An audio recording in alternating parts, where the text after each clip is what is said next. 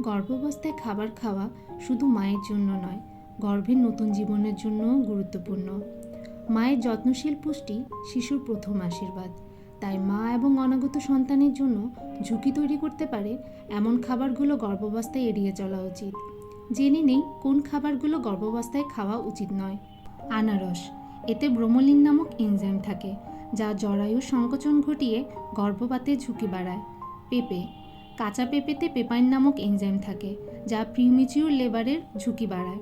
Broiler মুরগি, বাণিজ্যিকভাবে পালিত ব্রয়লার মুরগিতে অ্যান্টিবায়োটিক ও হরমোন দেওয়া হয়, যা মা ও শিশুর রোগ প্রতিরোধ ক্ষমতা কমিয়ে শিশুর সঠিক বিকাশে বাধাগ্রস্ত করতে পারে। কোল্ড ড্রিঙ্কস এবং জাঙ্ক ফুড, এতে উচ্চ মাত্রায় লবণ, চিনি এবং ট্রান্স ফ্যাট থাকে, যা গর্ভবতী নারীর রক্তচাপ ও রক্তে সুগার নিয়ন্ত্রণে সমস্যা তৈরি করতে পারে। ক্যাফিন, অতিরিক্ত ক্যাফিন গ্রহণ করলে গর্ভের শিশু ওজন কম হতে পারে এবং গর্ভপাতে ঝুঁকি হতে পারে। কাঁচা বা কম সেদ্ধ খাবার, ডিম, দুধ, মাছ, মাংস, সবজি এগুলো কাঁচা বা কম সেদ্ধ হলে এতে স্যালমোনেলা, লিস্টেরিয়া এবং অন্যান্য ব্যাকটেরিয়া থাকতে পারে, যা গর্ভপাতের ঝুঁকি বাড়ায়।